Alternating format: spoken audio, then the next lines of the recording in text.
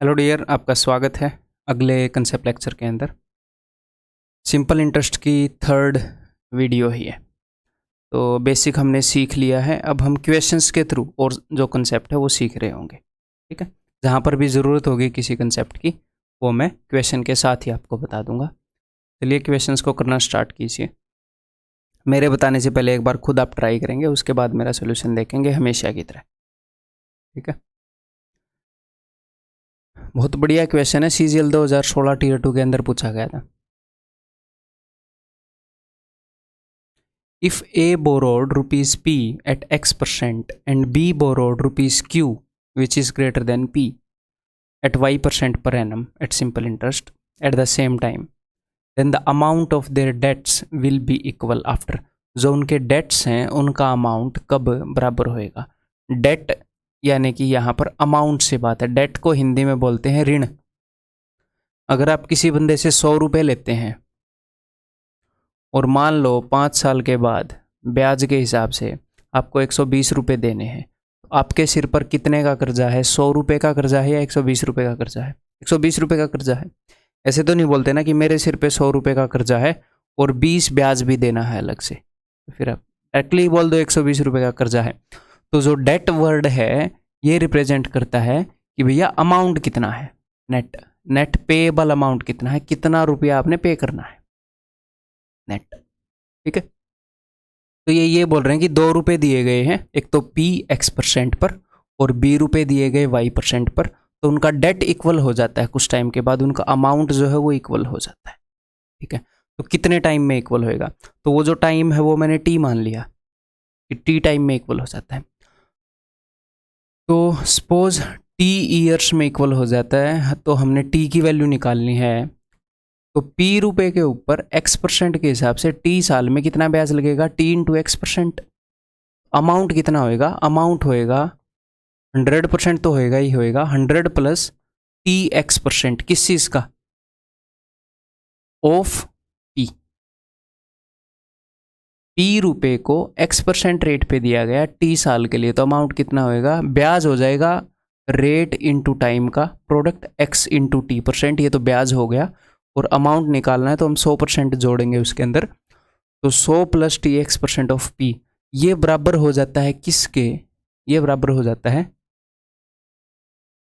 अच्छा, A borrowed rupees P and B borrowed rupees Q। अच्छा, B ने Q बोरो किए और B ने बोरो किए हैं Y% पे T साल के लिए, तो यहाँ पर ब्याज लगेगा Y इंटू T। तो अमाउंट हो जाएगा 100 प्लस YT, टोटल इतने % ऑफ Q। यहाँ पर हमने क्या निकालना है? यहाँ पर हमने निकालना है जी टी की वैल्यू निकालनी है। तो बहुत ही सिंपल है, परसेंटेज से परसेंटेज गया, टी के अलावा हर एक चीज़ को एक तरफ ले जाओ, टी को एक तरफ ले आओ, फिर आप टी की वैल्यू निकाल सकते हो। तो अगर मान लो मैं क्यू को अंदर मल्टीप्लाई करूँगा तो ये हो जाएगा 100Q YTQ। अब पी को अंदर मल्टीप्लाई करूँगा तो 100P, और मुझे पता है कि भैया क्यू जो है वो बड़ा है, तो मैं 100P को उधर भेज रहा हूँ, 100 इंटू पी को उधर, इधर 100 इंटू क्यू है, तो वहाँ से 100 तो मैंने कॉमन ले लिया, Q माइनस पी, और यहाँ पर मेरे पास बचा है YTQ, और यहाँ पर है PTX माइनस YTQ, इधर आके माइनस का हो जाएगा YTQ। ठीक है, तो इन दोनों में से हमने T को कॉमन ले लिया, तो यहाँ पर क्या बच गया? यहाँ पर बच गया PX minus QY is equal to 100Q minus P। ठीक है, बिकॉज Q बड़ा है इसलिए मैंने Q को पहले लिया है, नहीं तो टाइम जो फिर वो नेगेटिव में आएगा, नेगेटिव में तो टाइम होता नहीं है, तो इसलिए ऐसे हमने किया। ऐसा तो नहीं होता ना कि -2 साल। ठीक है, तो यहाँ पर T की वैल्यू क्या हो जाएगी? ये जो चीज़ है उधर नीचे चली जाएगी, and this will be your answer. तो ये क्या है भाई? PX minus QY, that is option है। ठीक है, ये बताओ, A certain sum was invested on simple interest for a period of 7 years। 7 साल के लिए कुछ रुपए दिए गए। During the period of 6th and 7th years combined, जब हम छठे और 7वें साल का सिंपल इंटरेस्ट जोड़ते हैं, the interest earned was this। तो सिंपल इंटरेस्ट हर एक साल सेम होता है। अगर एक साल में 50 रुपये इंटरेस्ट बन रहा है तो अगले साल भी 50 बनेगा, अगले साल भी 50 बनेगा। ठीक है, तो छठे और सातवें साल का इंटरेस्ट मिलाकर इतना है, तो एक साल का इंटरेस्ट कितना बनेगा, इसको मैं 2 से डिवाइड कर रहा हूँ, 292 डिवाइडेड बाई 2, एक साल का इंटरेस्ट आ जाएगा। तो जाएगा 2 एक कम 2, 2 चौके 8, 2 छक्के 12, 146 रुपये बन रहा है एक साल का ब्याज। अब ये क्या बोल रहे हैं, if the maturity amount is 3942, maturity amount का क्या मतलब है कि जो अमाउंट है ब्याज वगैरह लगने के बाद वो कितना हुआ है, 3942 हुआ है। कितने टाइम में हुआ भाई, 7 साल में हुआ है। ठीक है, तो एक साल का ब्याज इतना है, तो 7 साल का ब्याज कितना होगा, इंटू 7, 7 छके 42, 4 14 7 98 और 4 102, 1022 रुपये टोटल ब्याज हुआ है। टोटल अमाउंट कितना है 3942, प्रिंसिपल कितना हो जाएगा 2992, ये प्रिंसिपल है। और 2 साल का ब्याज कितना है 292, 2 साल का ब्याज इसका कितना परसेंट है 10% है। 2 साल में अगर ये 10% डायरेक्ट दिख रहा है इसलिए मैं कर रहा हूँ, अदरवाइज हम ये भी देख सकते हैं कि 146 इसका कितना परसेंट है, इसका 10% 292 है, 292 का हाफ है 146, 5% रेट ऑफ इंटरेस्ट है, दैट इज ऑप्शन। ठीक है, सिंपल क्वेश्चन था। ये बताओ, एमटीएस का क्वेश्चन है और आप करने के लायक होने चाहिए। The amount obtained by investing a certain sum at R% per annum for 3 years, किसी सम को R% पर एनम के हिसाब से 3 साल के लिए दिया गया, तब जो अमाउंट मिला, इंटरेस्ट नहीं अमाउंट, तो ब्याज कितना लगेगा, ब्याज लगेगा 3R%, और अमाउंट कितना होएगा, अमाउंट होएगा 100 प्लस 3R%, 100% प्लस 3R%, ये अमाउंट है। ठीक है, जो भी प्रिंसिपल है उसका इतने percent. This is equal to the simple interest on the same sum, उसी सम के ऊपर जब हम 13 साल में सिंपल इंटरेस्ट निकालते हैं उसी रेट पर, ये उसके बराबर है। तो वो जो भी सम था उसका 100% प्लस 3R% किसके बराबर है, अगर उसी सम के ऊपर 13 साल में R% पर जो ब्याज होता है, तो एक साल में R% ब्याज हो रहा है, तो 13 साल में 13R% ब्याज होगा, इतने परसेंट, तो this is equal to this. तो अब हमें क्या मिलेगा, 10R% इज इक्वल टू 100%, तो R इज इक्वल टू 10, तो रेट कितनी हो गई जी 10%, ऑप्शन बी। ठीक है, क्लियर, ये बताओ।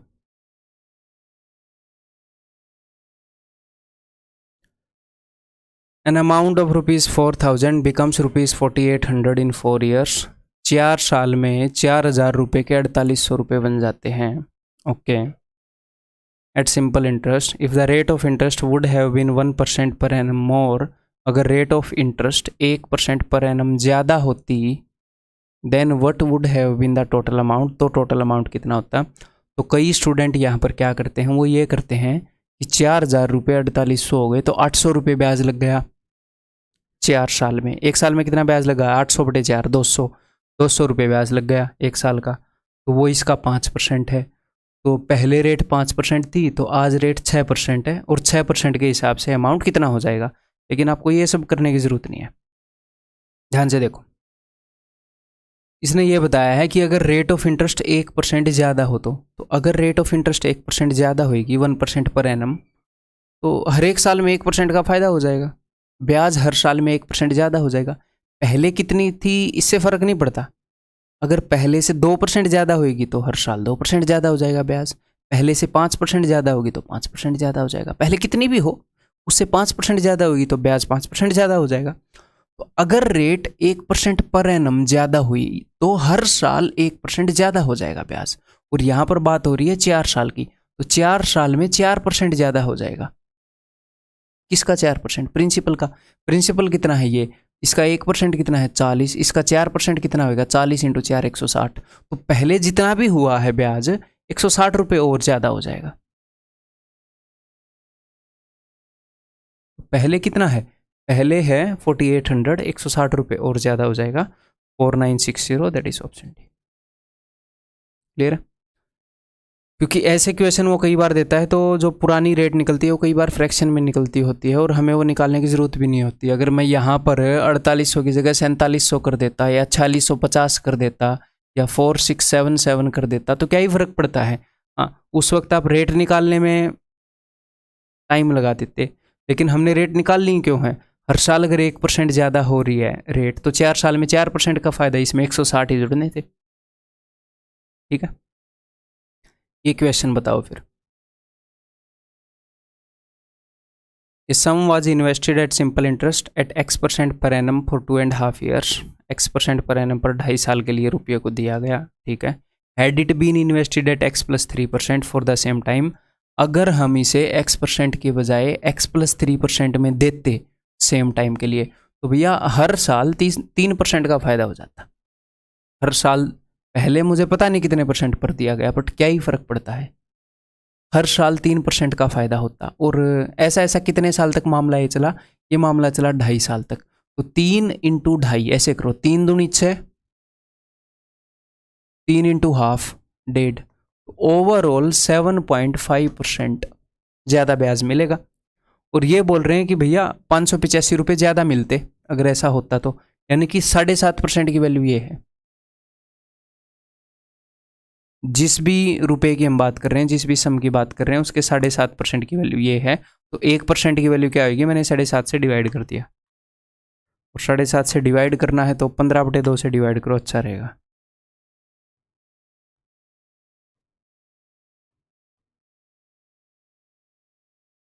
ये 1% की वैल्यू है। हमने निकालना क्या है? The simple interest on the same sum. उसी सम के ऊपर हमने सिंपल इंटरेस्ट निकालना है, इतने साल के लिए इतने परसेंट पर एनम रेट पर। यानी कि हमें इतना परसेंट निकालना है, तो निकाल लो इतना परसेंट। 1% की वैल्यू गिवन है, हमने कितना परसेंट निकालना है? 4 × 12 और 2 14/3 और 14%। दैट्स इट, ये हमारा आंसर हो जाएगा। ठीक है, 15 × 45, 15 × 135, 3 से जाएगा 13 पर। यूनिट डिजिट एक बार चेक कर लो जी। 4 × 4 = 16, 6 × 2 = 8, 3 = 24, 4 यूनिट डिजिट। अच्छा, ये तो नहीं मिला, कहीं पे गलती कर बैठे हैं क्या? गलती कर बैठा है दिल। 3 दूनी 6 और 1.5 7.5, ये तो परफेक्ट है। 585, 4 × 12, 14/3 14, 4 × 4 = 6, 6 × 2 = 12, 2 × 3 = 6, यूनिट डिजिट 6 आना चाहिए। सॉरी, हाँ गलती कर बैठे हम। तो आंसर इस ऑप्शन है, यूनिट डिजिट 6 आना चाहिए। पूरा कैलकुलेट करने की ज़रूरत नहीं है वैसे, एक्चुअल क्वेश्चन एग्जाम में आया हुआ।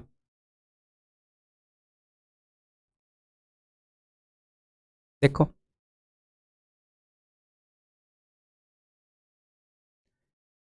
A certain sum amounts to 15,748 in 3 years at R% per annum simple interest. The same sum, वही रुपए अगर R+2% पर दे दें, R+2% per annum simple interest in the same time, उसी टाइम में इतने हो जाते हैं। अगर हम रेट को 2% बढ़ा दें, तो पहले इतने हो रहे थे, अमाउंट इतना हो रहा था, अब अमाउंट इतना हो रहा है। ब्याज की बात नहीं चल रही, अमाउंट की बात चल रही है। तो हर साल अगर आप 2% बढ़ा दोगे, तो 3 साल में 3 दूनी 6%, 6% ज़्यादा ब्याज लग जाएगा। तो इन दोनों के बीच में जो गैप है ना, वो 6% को रिप्रेजेंट करता है। किस चीज़ का 6%? 6% ऑफ प्रिंसिपल, प्रिंसिपल का 6%। तो इन दोनों का गैप देखो, 10 में से 8 गए 2। ठीक है, अब यहाँ पे 0, 9 में से 4 गए 5, ऐसा ही है क्या? रुको, 10 में से 8 गए 2, 1 मैंने निकाल लिया था, 10 में से 4 गए 6, घटाना तक मेरे को आ नहीं रहा, बोलो क्या पढ़ाएंगे अब हम? 10 में से 4 गए 6, दैन 14 में से 7 गए 7। अगर 6% की ये वैल्यू है, तो 1% की वैल्यू क्या होगी? 6 से डिवाइड कर रहा हूँ, 6 × 6 = 6 दूनी 12, 6 × 7 = 42। 100% की वैल्यू क्या होगी? ये वैल्यू आएगी। तो जो हमारा प्रिंसिपल है वो है 12,700। अब ये क्या पूछ रहा है? प्रिंसिपल तो पूछ नहीं रहा, ये तो रेट पूछ रहा है, तो कोई दिक्कत नहीं है। आर की वैल्यू पूछ रहा है, तो ये रुपए 3 साल में इतने हो गए थे, तो बताओ ब्याज कितना लगा है 3 साल में? 15,748 में से 12,700 घटाऊंगा तो आ जाएगा 3,048। तो 3 साल में 3,048 ब्याज लगा, इतने रुपए से इतने हो गए। एक साल में कितना ब्याज लगा होगा? डिवाइडेड बाई 3, ये 1 साल का ब्याज है। और हमें क्या निकालना है? रेट परसेंट, कि 1 साल में कितने परसेंट ब्याज लगा। इसका 1% कितना है? इसका 1% है 127, तो मैं 127 से डिवाइड कर दूंगा, दैट्स इट। इसके अंदर इसका 1% कितनी बार आ रहा है पता लग जाएगा, कितने परसेंट ब्याज है। 1016, 8 पे जा रहा है, 8 7 56 है ना, 9 पे तो ये जा नहीं रहा, 8.5 ये है नहीं, 9.5 ये है नहीं, तो आंसर इस ऑप्शन है 8 7 56, 12 96 और 5 101, आंसर इस ऑप्शन है। ठीक है जी, ये बताइए ₹8800 become ₹12,000 at a certain rate of interest in 4 years, 4 साल में रुपए इतने से उतने हो गए। ठीक है, हम रेट परसेंट वगैरह निकाल सकते हैं, बट ज़रूरत है क्या ये देखना पड़ेगा। If the rate of interest would have been 3% more, अगर रेट ऑफ इंटरेस्ट 3% ज़्यादा हो जाती, then find the amount at the end of 7 year, तो 7 साल के बाद अमाउंट बताओ। तो इसको हम कई तरीक़ों से कर सकते हैं, एक तरीका मैं बता देता हूँ। अगर रेट ऑफ इंटरेस्ट 3% ज़्यादा हो जाती और टाइम सेम होता 4 ईयर, तो मैं डायरेक्टली 12% ज़्यादा, इससे 12% ज़्यादा बता देता। आप बोलोगे हाँ सर, यहाँ पर तो टाइम भी अलग है, तो कोई दिक्कत नहीं है। देखो नॉर्मली ब्याज कितना लगा पहले ये देखो आप, 8800 रुपये के 12,000 रुपये हो गए, तो एक बार नॉर्मली आप देखो 12,000 में से 8,000 गए, 4,000, 4,000 में से 800 गए, 3200 रुपये ब्याज लगा है नॉर्मली 4 साल में, जो पुरानी रेट थी उसके हिसाब से 4 साल में 3200 रुपये ब्याज लगा है, तो 1 साल में ब्याज लगा है 800, तो ये पुरानी रेट के हिसाब से लगा है ये ब्याज। लेकिन हमें तो नई रेट के हिसाब से देखना है, तो नई रेट और पुरानी रेट में क्या फ़र्क है कि नई रेट 3% ज़्यादा है, तो 3% ज़्यादा ब्याज लग जाएगा। किसका 3%? इसका 3%, तो इसका 3% निकालो, इसका 1% है 88, इसका 3% क्या होगा 3 8 24, 3 8 24 और 2 26, 264 रुपये। तो नया ब्याज जो होगा नई रेट के हिसाब से जो ब्याज लगेगा वो ये लगेगा 1064, हर साल इतना ब्याज लगेगा। पहले हर साल इतना लग रहा था, अब हर साल इतना लग रहा है, 3% और मैंने जोड़ दिया, 3% ज़्यादा लग रहा है। पहले कितने परसेंट लग रहा था सर, हमें क्यों निकालना है भाई, कितने ही परसेंट लग रहा हो हमें कोई मतलब है, हमें कोई मतलब नहीं है। अब हर साल इतना लग रहा है और ये बोल रहा है कि 7 साल के एंड में कितना होगा, तो इसको 7 से गुणा कर दो, क्या ही दिक्कत है। तो देखो 7 के 28, 7 के 42 और 2 44, 7 एकम 7, इतना ब्याज लगेगा और ये प्रिंसिपल है, तो ये अमाउंट हो जाएगा।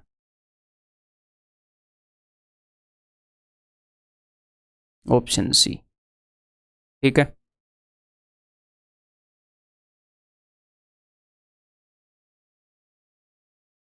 CGL 2020 टीयर 1 का क्वेश्चन है,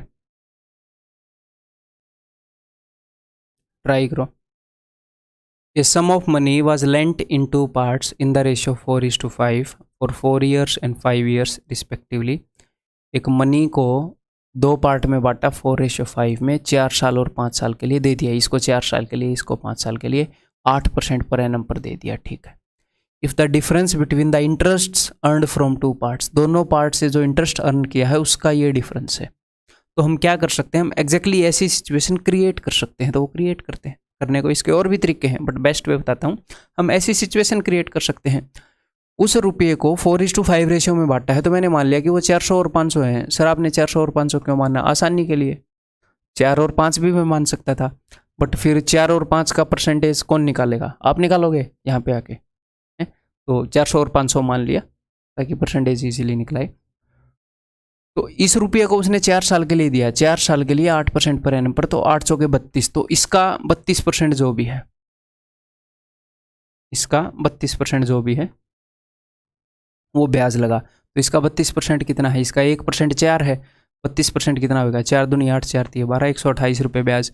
इसके ऊपर ब्याज कितना लगा है भाई, 8 5 40, इसके ऊपर 40% ब्याज लगा है, तो वो है 200। और इन दोनों के बीच में फ़र्क कितना है भाई, इन दोनों के बीच में फ़र्क है 72 का। और ये बंदा क्या बोल रहा है, ये बंदा बोल रहा है कि इन दोनों के बीच में जो फ़र्क है वो इतना है, तो 72 की वैल्यू अगर इतनी है, तो ये पूछ रहा है टोटल सम की वैल्यू, तो टोटल सम की वैल्यू 900 है, तो बता दो। अगर 72 यूनिट की वैल्यू उतनी है, तो 1 यूनिट की वैल्यू होएगी ये, और टोटल सम की वैल्यू होएगी, टोटल सम कितना है 400 500 900। ठीक है, 9 8 72, 8 5 40, 8 8 64, 8 5 40, 58 500, 3 जीरो आएंगी क्या, 3 जीरो आ रही हैं, वहाँ पे तो 2 जीरो आ रही हैं। अच्छा मैंने, हाँ ये जीरो भी काटी है मैंने, ठीक ठीक, 58,500, option D.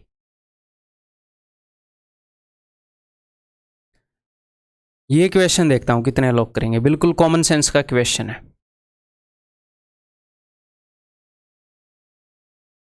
6 copies of a book can be bought for a certain sum payable at the end of a year, and 7 copies of the same book can be bought for the same sum in cash money। मैं पहले तो इसका मतलब बताता हूँ, एकदम से question solve करके नहीं बताऊंगा, ऐसे तो 5 सेकंड का है, समझाऊंगा। किसी बुक की 6 कॉपीज खरीदी जा सकती हैं कुछ रुपए देकर, ठीक है, payable eight the end of a year. अगर आप वो रुपए eight the end of the year दें, मतलब मैं दुकान पे खड़ा हूं, मैंने आपको बोला है कि भाई अगर तुम मुझे ये रुपए 1 साल बाद दोगे तो ये लो 6 कॉपी ले लो, and 7 copies of the same book, उसी बुक की 7 कॉपी खरीदी जा सकती हैं for the same sum in cash money. तो बात क्या है, अब इसी बात को दूसरे तरीके से बताऊं कि मैंने आपको बताया है कि कुछ कैश अमाउंट है कि ये रुपए तुम आज ही मुझे दे दोगे तो मैं तुम्हें 7 कॉपी दे दूंगा, अगर तुम 1 साल बाद दोगे इतने ही रुपए तो आज मैं तुम्हें 6 कॉपी दे दूंगा, ठीक है। तो आप ये मान लो कि एक नोटबुक जो है वो 1 रुपए की है? तो मैं ये बोल रहा हूं कि अगर तुम आज कैश दे दोगे तो मैं आज ही तुम्हें 7 नोटबुक दे दूंगा। इसका मतलब क्या है, एक बार उस बाद वाली बात को भूल जाओ। आप मुझे कितना कैश दे रहे हैं, आप मुझे कैश दे रहे हो, मैं आपको 7 नोटबुक दे रहा हूं, तो जो रुपए आप मुझे दे रहे हैं उनकी वैल्यू कितनी है, कितनी नोटबुक के बराबर उनकी वैल्यू है? 7 नोटबुक की कीमत के बराबर वैल्यू है, क्योंकि आज आप मुझे कैश दोगे मैं आपको 7 नोटबुक दूंगा। तो मैं जो आपसे कैश रुपए ले रहा हूं ना, वो 7 नोटबुक की वैल्यू के बराबर है। तो एक नोटबुक 1 रुपए की मान लो, तो आप ऐसे मान लो कि आज मैं आपसे 7 रुपए लूंगा और 7 नोटबुक दे दूंगा। लेकिन मैं आपको ये बोल रहा हूं कि अगर तुम ये 7 रुपए मुझे 1 साल के बाद दोगे तो आज मैं तुम्हें 6 ही नोटबुक दूंगा। अब इसको इजी बनाते हैं, मैंने आपको बात समझा दी है। अब देखो, एक नोटबुक की कीमत 1 रुपए है, तो आज मैं आपको नोटबुक कितनी दे रहा हूं, ये वाली देखो, 6 नोटबुक दे रहा हूं। तो 6 नोटबुक की कीमत कितनी है, 6 रुपए है 6 नोटबुक की कीमत, तो एक नोटबुक की कीमत 1 रुपए है। और मैं ये बोल रहा हूं या तो आज 7 रुपए दे दो मुझे, आज के आज 7 नोटबुक ले लो, हमें कोई दिक्कत नहीं है, या फिर तुम 1 साल के बाद 7 रुपए दे दो, 1 साल के बाद 7 रुपए दे दो। आज जो मैं तुम्हें चीज़ दूंगा वो 6 रुपए की ही दूंगा। तो एक हिसाब से मैंने क्या किया, मैंने आज आपको 6 रुपए की चीज़ दी और 1 साल बाद आपसे 7 रुपए लिए। तो कितना ब्याज ले लिया मैंने 1 रुपए का ब्याज ले लिया 6 रुपए के ऊपर। प्रिंसिपल के ऊपर देखोगे ना तो 1/6 मैंने ब्याज लिया है, 16.66%। एक बार फिर से बता दूं, ठीक है। अब इसको दूसरे तरीके से बताऊं। बात यह है कि भाई कि जो कैश रुपया आप आज ही दे दोगे तो मैं आपको 7 नोटबुक दे दूंगा। अब इसको दूसरी भाषा में बता रहा हूँ, आज ही कैश दे दोगे तो 7 नोटबुक दे दूंगा, यही कैश 1 साल बाद दोगे तो 6 नोटबुक दूंगा, ठीक है। तो अगर आप आज ही कैश दे दोगे और आज ही मैं 7 नोटबुक दे दूंगा तो इसका मतलब वो जो कैश है उसकी वैल्यू 7 नोटबुक के प्राइस के बराबर है। आप आज मुझे 2 दूध की थैली के रुपए दोगे तो मैं 2 दूध की थैली दूंगा, सिंपल है, 3 क्यों दूंगा मैं ना। तो आज तो जिस हिसाब से जो रुपया आप दे रहे हो, आज अगर आप उतना ही कैश दोगे तो आपको 7 नोटबुक मिलेंगी। तो इसका मतलब जो रुपया आप आज दे रहे हो वो 7 नोटबुक की कीमत का है। तो या तो 1 साल बाद 7 नोटबुक की कीमत का रुपया दे दो और आज 6 नोटबुक ले लो, यानी कि 6 रुपए की चीज़ ले लो। आज आपने 6 रुपए की चीज़ ले ली और 1 साल बाद कितना रुपया दे रहे हो, 7 रुपये दे रहे हो। जो आज हम कैश देकर 7 नोटबुक ले सकते थे उतना ही अमाउंट आप 1 साल बाद दे रहे हो, यानी कि 7 नोटबुक की कीमत पे कर रहे हो आप 1 साल के बाद। क्यों? क्योंकि कुछ ना कुछ ब्याज लगा है ना। 1 रुपए का ब्याज लगा है 6 पर, 16.66। एक और क्वेश्चन ऐसा ही आया था, एक्चुअल एग्जाम के क्वेश्चन है, ठीक है।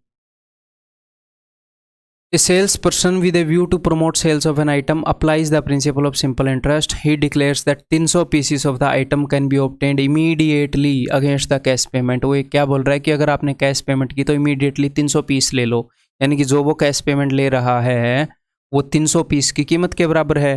300 पीस की कीमत दो, 300 पीस लो। तो एक जो पीस है वो 1 रुपए का मान लो, तो जो कैश पेमेंट वो ले रहा है वो 300 रुपये ले रहा है मान लो, तो वो बोल रहा है कि 300 रुपये दो, 300 पीस लो, सिंपल है। अब वो क्या बोल रहा है, but a customer will get only 200 pieces of the item if he defers the payment for a year.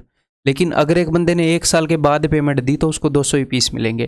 कितने रुपए की बात हो रही है, 300 रुपये की बात हो रही है ना, आज ही 300 रुपये दो, 300 पीस ले जाओ। या फिर क्या करो, जो 300 रुपये हैं वो 1 साल बाद दे दो 300 रुपये, लेकिन आज तुम 200 चीज़ लेके जा सकोगे, तो 200 चीज़ की कीमत कितनी है, 200 रुपये। तो एक हिसाब से हुआ क्या कि भैया 200 रुपये की चीज़ ले जाओ और 1 साल बाद 300 रुपये दे दो। तो कितना ब्याज लगा दिया भाई साहब ने, उसने 100 रुपये का ब्याज लगा दिया 200 रुपये पर, है तगड़ा ब्याज लगा दिया, 50% ब्याज लगा दिया। 1 साल के बाद की बात है ना ये, हर 1 साल में 100 रुपये ब्याज लगा दिया 200 साल पर। अगर वो ये बोलता है कि 300 रुपये 2 साल बाद देना, पेमेंट है आप 2 साल तक डेफर कर सकते हो, मान लो इस इक्वेशन को ऐसे चेंज कर दे कि पेमेंट को 2 साल तक डेफर कर सकते हो, 2 ईयर, तो 2 ईयर में उसने 100 रुपये का ब्याज लगाया, तो 1 साल में 50 रुपये का ब्याज, फिर 25% रेट हो जाती। लेकिन यहाँ पर 1 साल के लिए डेफर की है तो 50% रेट है। ठीक है भाई, क्लियर है। अब आगे से ऐसे क्वेश्चन में नहीं फंसोगे। नेक्स्ट ये कंसेप्ट है, क्या कंसेप्ट है कि सिंपल इंटरेस्ट इज एपी। तो सिंपल इंटरेस्ट है इज एन एपी, यानी कि अरिथमेटिक प्रोग्रेशन है, साधारण ब्याज समांतर श्रेणी है, साधारण ब्याज समांतर श्रेणी है। क्या मतलब है इसका वो मैं आपको बता देता हूँ, वो इस क्वेश्चन के हिसाब से आपको समझ में आ जाएगा। क्वेश्चन के साथ देखो, जब मैं क्वेश्चन करवाऊंगा इसके अंदर 5 क्वेश्चन छुपे हुए हैं। A sum of money will amount to 760 in 3 years. 3 साल के अंदर एक सम ऑफ मनी 760 रुपये हो जाता है, ठीक है। एंड टू 840 इन 7 ईयर्स, और 7 ईयर्स के अंदर 840 हो जाता है, ठीक है, at simple interest. Then answer the following. तो ये क्वेश्चन बताओ। तो मुझे एक बात बताओ कि कितना टाइम हुआ है, तो टाइम हुआ है भाई साहब 4 साल, 4 ईयर्स। ये 3 साल में इतना था, 7 साल में इतना है, दोनों सिचुएशन के बीच टाइम में कितने का गैप है, 4 साल का गैप है। और रुपए में कितने का गैप हो गया है, रुपए में हो गया भाई साहब 80 रुपये का गैप, यानी कि 4 साल के अंदर 80 रुपये ऐड हो गए। 4 साल के अंदर कितने रुपए ऐड हो गए, 80 रुपये ऐड हो गए। अब एक बार इसी सिचुएशन को हम यहाँ पर देखते हैं। मान लो प्रिंसिपल है जी 1000 रुपये, रेट है भाई साहब 10% पर एनम, ठीक है। तो प्रिंसिपल 1000 रुपये हो गया, 1 साल के बाद कितना हो जाएगा अमाउंट, 1000 रुपये है, 10% ब्याज लग रहा है, इसका 10% क्या है 100 रुपये, तो 1100 रुपये। 2 साल के बाद अमाउंट कितना हो जाएगा 1200 रुपये, 100 रुपये ब्याज और लग जाएगा। 3 साल के बाद अमाउंट कितना हो जाएगा 1300 रुपये। तो ये जो रुपया ऐड हो रहा है 100 रुपये हर साल, ये क्या हो रहा है, ये है 1 ईयर का SI, 1 ईयर का सिंपल इंटरेस्ट, 1 ईयर का ब्याज, 1 साल का ब्याज। अगर आपने ये देखना है कि भैया 5 साल बाद कितने रुपए होंगे, तो आपको सिंपली देखना है कि भैया 5 साल का ब्याज ऐड हो जाएगा, है तो 1500 हो जाएंगे। तो यही बात है, यहाँ पर 4 साल में जो रुपया ऐड हुआ है, तो simple interest is an AP में क्यों बोल रहा था कि सिंपल इंटरेस्ट के तहत जब आप अमाउंट्स लिखते हैं, यानी कि मिश्र धनों को लिखते हैं, कंजुगेटिव अमाउंट्स, तो वो AP में आते हैं। उनके अंदर सेम गैप होता है, देखो 100 का जो भी 1 साल का ब्याज है उतना गैप होता है। चौथे साल का 1400, 5वें साल का 1500, ठीक है। तो ये AP की सीरीज है, और इस नॉलेज को हम यूज करेंगे क्वेश्चंस को सॉल्व करने में, ठीक है। यहाँ पर देखो 4 साल में 80 रुपये ऐड हुए हैं, तो 1 साल में कितने रुपए ऐड हो रहे होंगे, हर 1 साल में 20 रुपये ऐड हो रहे होंगे। और ये 20 रुपये क्या है, ये है 1 साल का ब्याज, 1 ईयर का SI। हर साल जो रुपया ऐड हो रहा है वो क्यों हो रहा है, हर साल का ब्याज ऐड हो रहा है। तो आपको 1 साल का इंटरेस्ट पता लग गया। अब उसने आपसे पूछा है कि भैया सम ऑफ मनी कितना है, तो आप इजीली बता सकते हो, बताओ कितना है। इसमें और इसमें कितने साल का गैप है, इसको 3 साल पीछे आना है। 3 साल पीछे आना है तो क्या करोगे, 1 साल में कितना ऐड होता है 20 रुपये, तो 3 साल में कितना कम करोगे, 20 थी 60, तो 700 रुपये, सिंपल है। तो सम ऑफ मनी कितना है 700 रुपये, रेट ऑफ इंटरेस्ट। तो रेट ऑफ इंटरेस्ट कैसे निकालोगे कि भैया प्रिंसिपल कितना है और 1 साल का ब्याज कितना है। 20 रुपये ब्याज लग रहा है 700 पर, तो 700 का कितने परसेंट है ये, तो 700 का 1% कितना है 7, तो 7 कितनी बार आ रहा है 20 में, 7 दूनी 14, 26/7%। ये रेट ऑफ इंटरेस्ट है, ठीक है।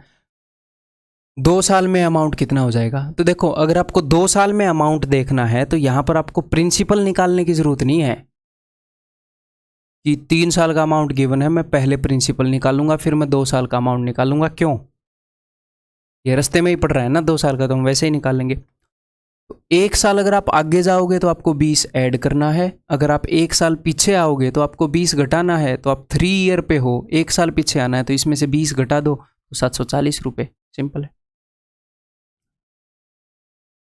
अगर आपको 20 साल में अमाउंट निकालना है तो कोई दिक्कत नहीं है। 7 ईयर से आपने कितना आगे जाना है, आपने 13 साल आगे जाना है, 20 साल में निकालना है। तो 1 साल आगे जाने के लिए हम 20 रुपये जोड़ते हैं, 13 साल आगे जाने के लिए हम 260 रुपये जोड़ देंगे। 13 इंटू 20 तो कितना हो जाएगा ये 1100।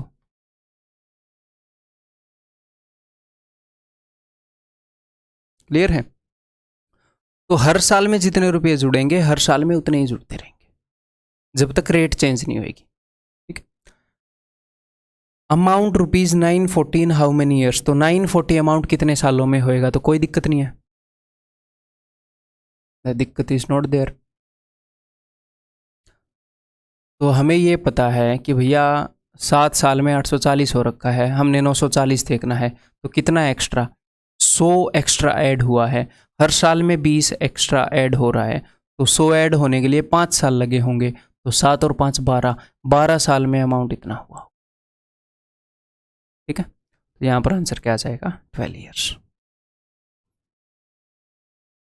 क्लियर है, समझ में आ गया। तो मैंने एक ही क्वेश्चन के अंदर 5 क्वेश्चन फ्रेम कर दिए। जिस भी तरीके से क्वेश्चन फ्रेम किए जा सकते हैं वो सारे मैंने इसके थ्रू आपको दिखा दिए हैं। अब एक्चुअल एग्जाम में आए हुए क्वेश्चन हम आगे करते हैं। ये बताओ, अब ये क्वेश्चन आपको कर लेने चाहिए और उसके बाद मेरा सोल्यूशन भी देख लेना चाहिए। A sum lent out at simple interest amounts to this in 1 year, 1 साल में इतना हो जाता है। और हाँ, वहाँ पर ऐसे कलाकृतियाँ नहीं बनानी है कि भैया 1 साल में इतना हो रहा है, 4 साल में इतना हो रहा है, ऐसे मत करना, ठीक है। मन मन में ही कर लो, कम लिखो, जैसे अभी मैं करके दिखाऊंगा। 1 साल में इतना हो गया, 4 साल में इतना हो गया, तो कितना ऐड हुआ सिर्फ ये देखो। तो इसमें से इसको घटाओ, ऐसे घटाने की आदत भी डाल लो। कई बार बच्चे ऐसे लिख के घटाते हैं, ऐसे घटाने की आदत डाल लो, स्क्रीन पे देख के। एग्जाम में भी ऐसे कंप्यूटर की स्क्रीन होगी, तो धीरे धीरे आप एक्लमटाइज हो जाओगे, कस्टम हो जाओगे। 14 में से 6 गए 8, ठीक है। और हाँ, मेरी स्पीड इतनी स्लो नहीं है जितनी आपके सामने दिख रही है, मतलब क्योंकि इतनी बड़ी स्क्रीन पर इतना बड़ा कंप्यूटर किसी के पास नहीं होता। जब मैं कंप्यूटर पर बैठा होता हूँ तो जितनी मेरे को यहाँ पे आपकी स्पीड दिख रही है ना, आपको मेरी उससे ज़्यादा है मेरी स्पीड। कई बार मैं यहाँ पे तो घटा भी नहीं पाता हूँ, ऐसे अजीब सा लगता है। 14 में से 6 गए 8, तो ये कितना हो गया भाई, 9 में से 7 गए 2 और 14, ठीक है 74, ठीक है। तो ये जो ब्याज लगा है ये कितने टाइम में लगा है, ये मैंने ठीक तो किया है ना, ये 3 साल में लगा है। 1 साल में अमाउंट इतना था, 4 साल में इतना हो गया, तो 3 साल का गैप है, 3 साल में इतने रुपए ऐड हो पाए, तो ये 3 साल का ब्याज है, आपको 1 साल का ब्याज मिल जाएगा। यहीं पे लिख लेते हैं, 3 चौके 12, 3 7 21, 3 6 18, 476 रुपये है 1 साल का ब्याज। और 1 साल का अमाउंट ये है, तो फिर आपको प्रिंसिपल मिल जाएगा, है ना। इसमें से 1 साल का ब्याज घटा दो, 76 में से 76 गए 0 0, 60 में से 4 गए 56, तो 5600 रुपये प्रिंसिपल है। ये तो नहीं हो सकता, ये तो नहीं हो सकता, ठीक है। तो 5600 रुपये प्रिंसिपल है और ये 1 साल का इंटरेस्ट है, 1 साल का सिंपल इंटरेस्ट ये है। तो कितने परसेंट लगा है ये, या तो 9% लगा होगा या 8.5% लगा होगा। तो मैं देख लेता हूँ 9% लगा है कि नहीं। इसका 1% कितना है, इसका 1% है 56, तो 9% कितना होगा, 9 6 54, यूनिट डिजिट 4 आना चाहिए अगर 9% है तो 9% तो है नहीं, निकाल लूंगा क्यों मैं आंसर इस ऑप्शन भी, ठीक है। ऐसे हम ऑप्शंस को यूज़ कर सकते हैं। ये बताओ, if a sum of money becomes 4000 in 2 years, 5500 in 4 years and 6 months, तो 2 साल में इतना हुआ है, 4 साल 6 महीने में इतना हुआ है, तो कितना टाइम बीत गया? 2 साल 6 महीने, 2.5 साल बीत गया। इस 2 साल के बाद यहाँ तक पहुँचने में 2.5 साल बीत गए। 2.5 साल में रुपए कितने ऐड हुए? 1500 रुपये ऐड हुए। तो 1500 रुपये ब्याज लग गया है भाई साहब 2.5 साल में। तो 1 साल का ब्याज कितना है? 2.5, 2.5 से मैं डिवाइड करूँगा, यानी कि 5/2 से, तो ये 1 साल का इंटरेस्ट आ जाएगा। 1 साल का इंटरेस्ट है भाई साहब 600 रुपये। क्लियर है? At the same rate of interest per annum then the rate of simple interest is, तो सिंपल इंटरेस्ट की रेट कितनी होगी? अगर 1 साल का ब्याज 600 रुपये है तो 2 साल का ब्याज कितना होगा? तो 2 साल का ब्याज होगा 1200। 4000 में से 1200 घटा दो, 2800। तो प्रिंसिपल है भाई साहब 2800। 2800 प्रिंसिपल है, 1 साल का ब्याज 600 है, तो बताओ रेट कितनी है? तो बता दो कितने परसेंट है ये 600? किसका? 2800 का। 2800 का 1% कितना है? 28। तो देख लो कितनी बार 28 इसमें आया है। 4 से कटेगा, 4 7 4 150, तो 21 7 147, 21 3/7%। ऑप्शन है, ठीक है। इस दिस ठीक। सर्टेन सम ऑफ मनी, मेरे बताने से पहले खुद कर लेना, ठीक है। ये ना मैं फ्लो में ऐसे बोल रहा हूँ, आप भी साथ में फ्लो में मूवी की तरह देख रहे हो, ठीक है। मैं एक्टर जैसा दिखता हूँ, बट ये नहीं है कि आप मेरी क्लासेस को मूवी की तरह देखोगे, ठीक है। A certain sum of money amounts to this in 3 years at simple interest at R% per annum, तो 3 साल में इतना अमाउंट हो रहा है, 4.5 साल में इतना अमाउंट हो रहा है, तो टाइम के बीच में कितने का गैप है? टाइम के बीच में गैप है 1.5 साल का। तो ये जो भी ब्याज ऐड हुआ है ये 1.5 साल में ऐड हुआ है। 1.5, अभी 1.5 2.5 वगैरह में आप कंफर्टेबल हो ना? 1.5 इज 1.5, 2.5 इज 2.5, ठीक है। इसमें से मैं इसको घटा रहा हूँ। अब 9 में से 6 गए 3, 14 में से 6 गए 8, देन 107 में से हो जाएगा तो 10, 1083। इसमें से मैंने इसको घटा दिया, टोटल इतना ब्याज लगा है कितने साल में? 1.5 ईयर्स में, ठीक है। वैसे ये ब्याज कितने टाइम में लगा है? ये 1.5 ईयर्स में लगा है। और मुझे वैसे कितने टाइम का ब्याज निकालना है? मुझे 3 साल का ब्याज निकालना है कि नहीं निकालना? बिकॉज मुझे प्रिंसिपल निकालना है ना। तो ये 1.5 ईयर्स का है, इसको मैं डबल करूंगा 3 ईयर्स आएगा, तो मैं इसको डबल भी कर लेता हूँ यहाँ पर। ऐसे छोटे मोटे कैलकुलेशन के फायदे भी हम उठा लेते हैं। ये अगर मैं इसमें से इसको घटाऊंगा तो प्रिंसिपल आ जाएगा, तो प्रिंसिपल आ गया 7600, ठीक है। अब मैं 1 साल का ब्याज भी निकाल रहा हूँ। 3 3 हो, 3 से 18, 3 एकम 3, तो ये हो गया जी 722 रुपये। ये 1 साल का ब्याज है, ये प्रिंसिपल है, और ये पूछ क्या रहा है? रेट पूछ रहा है। तो इसका कितने परसेंट है? इसका 1% है 76, तो देख लेते हैं 76। इसमें 10 बार तो ये आया नहीं है ना। 76 इंटू 10 760 हो जाता है, तो 10% तो नहीं है, इतना मैं श्योर हूँ। मैं इसका 9% देख लेता हूँ। 9 6 54, 5 9 7 63 और 5 684, ये 9% है। क्या ये 9% से बड़ा है? जी हाँ, 9% से तो बड़ा है। एक ही ऑप्शन है, ऑप्शन सी, ठीक है।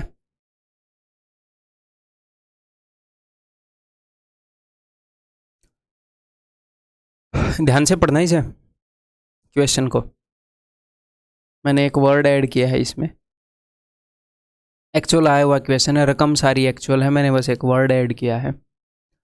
A sum of rupees X amounts to 9246 in 4 years and to rupees 11298.75 in further, मैंने ये वर्ड ऐड किया है, हिंदी में अगले वर्ड ऐड किया।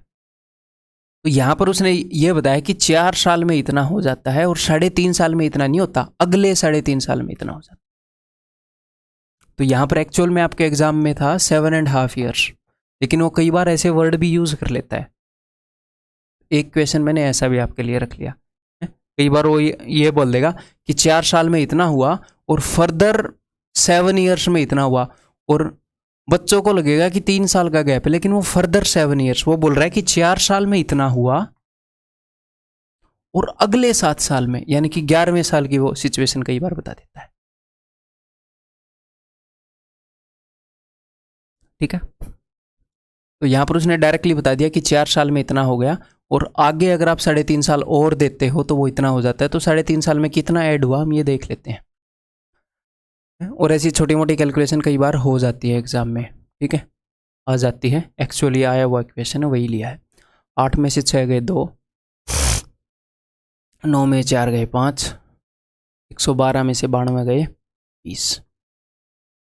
ये जो इंटरेस्ट है ये 3.5 ईयर्स का है, तो मैं इसको डिवाइड कर रहा हूँ 3.5 से, यानी कि 7/2 से। ये 1 ईयर का इंटरेस्ट है, ठीक है। लिए जी देखते हैं।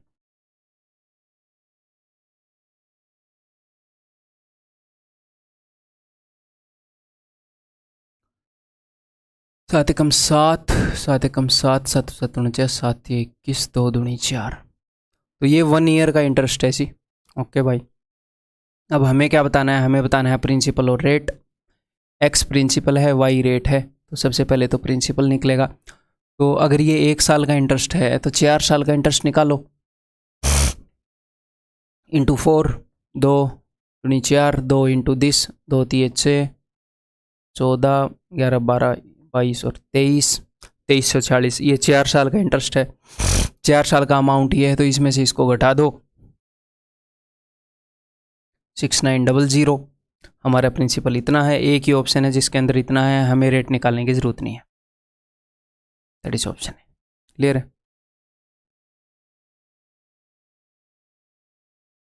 ये बताइए। एसी बंदा करता हूँ यार मैं।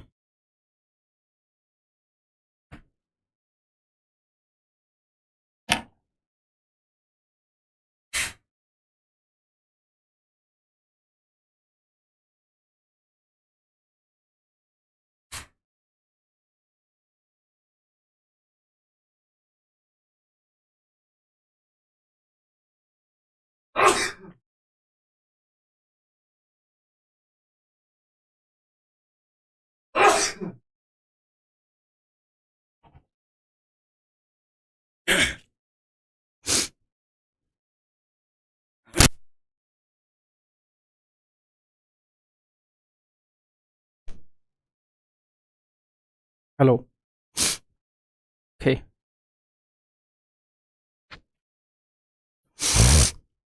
बहुत ही सिंपल है भाई ये भी। According to simple interest a sum of rupees 1125 amounts to 1275 in N year.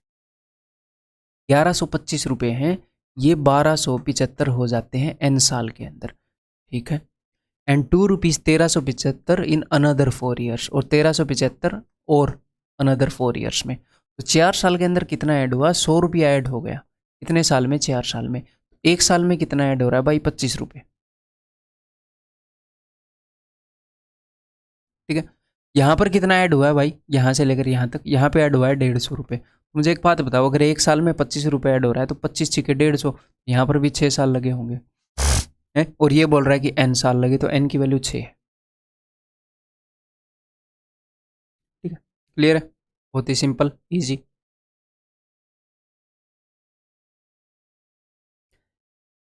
At a certain rate of simple interest, if the ratio of amount after 2 years to the amount after 4 years is 9:14, simple interest की किसी rate पर 2 साल में जो amount हुआ है वो 9 है, तो 4 साल में जो अमाउंट हुआ है वो 14 है, ठीक है। Then the ratio of principal and the amount after 7 years. तो देखो 2 साल के अंदर कितना ऐड हो गया? 2 साल के अंदर ऐड हो गया जी 5। इससे जब आप 2 पीछे आओगे, यानी कि प्रिंसिपल, ये 2 साल बाद की बात है, इससे 2 साल पहले होगा प्रिंसिपल, तो आप यहाँ से 5 पीछे आ जाओगे, 4, तो प्रिंसिपल 4 हो गया। फिर ये क्या बोल रहे हैं? ये बोल रहा है कि 7 साल के बाद जो अमाउंट है, कोई दिक्कत नहीं है भाई। अगर 2 साल में 5 रुपये ऐड हो रहे हैं तो 1 साल में कितने ऐड हो रहे होंगे? 1 साल में ऐड हो रहे होंगे 5/2। और यहाँ पर कितने साल हैं? यहाँ पर 3 ईयर्स हैं, 3 साल हमें आगे जाना है, तो 3 साल में कितने ऐड हो रहे होंगे? ऐसे 15/2, यानी कि 7.5। 14 में 7.5 जोड़ दो, 7 और 4 11, 21.5। तो भैया प्रिंसिपल अगर 4 यूनिट है तो 7 साल के बाद का अमाउंट इतने यूनिट है। अब रेशियो में जब हम बताते हैं तो पॉइंट में चीज़ों को नहीं रखते, तो दोनों को डबल कर दो ताकि पॉइंट में ना रहे। 4 का डबल 8 और 21.5 का डबल, 21 दूनी 42 और 1 43, ये रेशियो आ जाएगा। Option C. ठीक है, ये बताओ। सिंपल इंटरेस्ट काफ़ी सिंपल है, कंपाउंड इंटरेस्ट को भी सिंपल बना देंगे, टेंशन मत लो। A sum of money doubles itself in 8 years. In how many years will it treble? अगर एक सम ऑफ मनी डबल हो रहा है 8 साल में, तो ट्रिपल कितने टाइम में होएगा? तो जो इस तरह के क्वेश्चन है सिंपल इंटरेस्ट के, वो हमें कैसे देखने होते हैं? बिकॉज सिंपल इंटरेस्ट जो है वो उसके जो अमाउंट्स हैं वो एपी की सीरीज की तरह चलते हैं। ठीक है, तो जब भी सिंपल इंटरेस्ट का इस टाइप का क्वेश्चन हमने करना है, हमने ये देखना है कि कितना ऐड हुआ,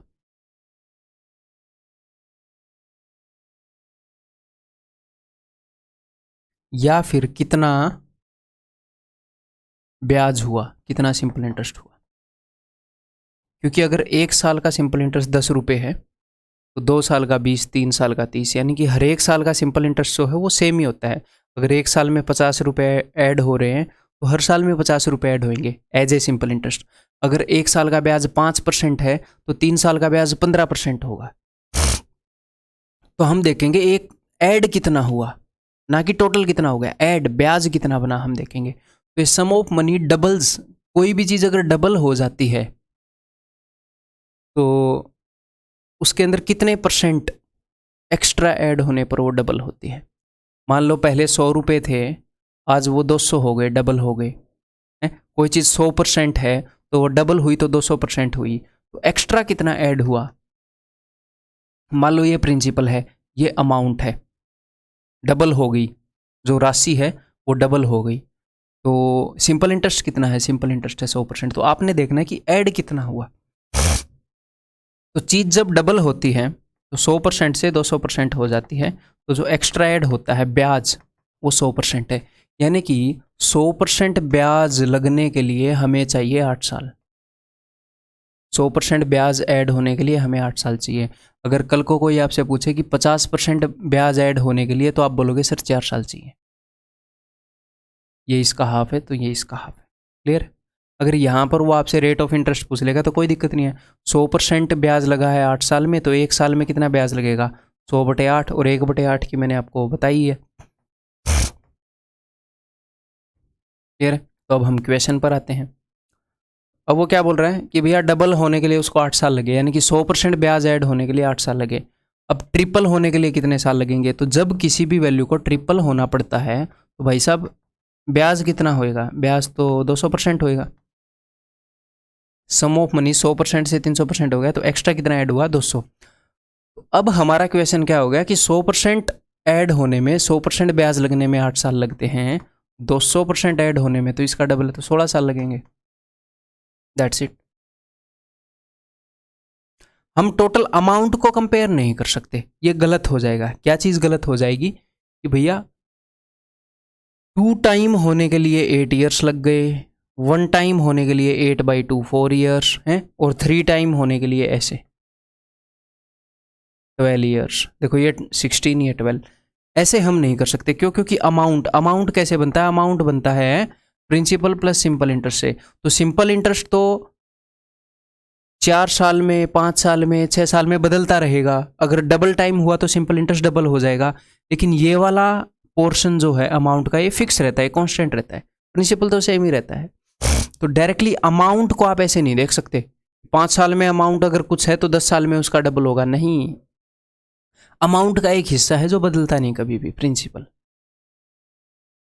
तो हम सिंपल इंटरेस्ट के साथ ये रिलेशन कर सकते हैं, यूनिटरी मेथड वाली। अमाउंट के साथ नहीं कर सकते। ठीक है भाई? तो ऐसे क्वेश्चन में हम हमेशा क्या देखेंगे कि कितना एक्स्ट्रा ऐड हुआ।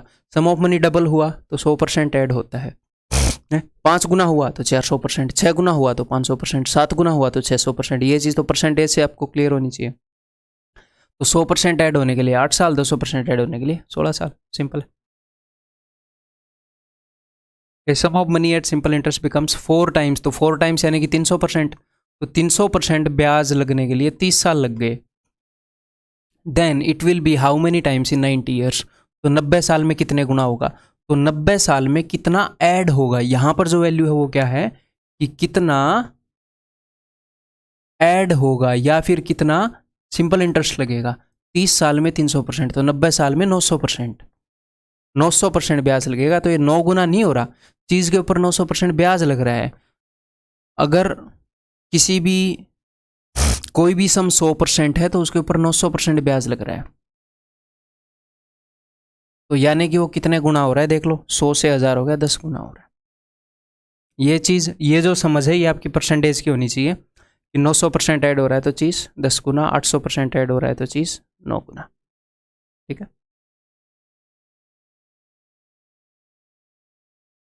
सम of money at simple interest trebles, treble यानी कि 3 गुना, तो 3 गुना होने के लिए भाई साहब 200% ऐड होना पड़ता है, तो 200% ऐड हो जाता है 15 साल में, इट विल बी 5 टाइम्स, तो 5 टाइम्स यानी कि 400% ऐड होना, तो 200% के लिए 15 साल, 400% ऐड होने के लिए 30 साल लग जाएंगे।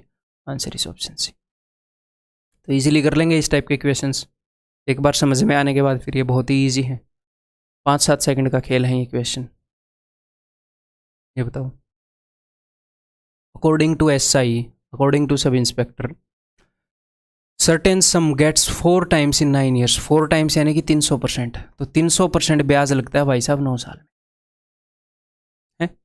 And 6 times in another n years, तो 6 टाइम का मतलब है कि 500% ब्याज। तो देखो 300% ब्याज 9 साल में, तो अब मैं इसको क्या करूँ, 3 से डिवाइड कर लूँ, 100% ब्याज 3 साल में, ताकि ये इसको मैंने 3 से डिवाइड किया, यहाँ पर मैं 5 से गुणा कर रहा हूँ, 500% ब्याज 15 साल में, 15 साल लग जाएंगे उसको। हाँ, अब यहाँ पर देखो इन अनदर n ईयर्स, अब मैं डायरेक्टली 15 मारूंगा तो गलत हो जाएगा, क्यों, क्योंकि उसने क्या बोला है, according to sub inspector certain sum gets 4 times in 9 years, कि कोई प्रिंसिपल है वो 4 गुना हो गया 9 साल में। अब ये बोल रहा है और कितने साल लगेंगे ताकि ये 6 गुना हो जाए, और in another how many years, तो नेट 15 साल लगेंगे। 300% ब्याज लगने में 9 साल चाहिए, 300% ब्याज लगाने के लिए 9 साल चाहिए, 100% ब्याज के लिए 3 साल चाहिए, 500% ब्याज के लिए टोटल 15 साल चाहिए। लेकिन क्वेश्चन ये नहीं है कि टोटल कितने साल चाहिए, क्वेश्चन चाहिए कि 9 साल में इतना हो गया, अब आगे और कितना, तो 9 और 6 15, 6 ईयर, नेट 15 साल चाहिए ना, तो आगे तो 6। क्लियर, तो स्टेटमेंट ध्यान से पढ़ना जरूरी है, नहीं तो आने के बाद भी खराब करके आ जाओगे। तो दैट्स ऑल, अगले लेक्चर के अंदर मिलते हैं। ठीक है, थोड़ा जोश और जुनून जगा के रखो।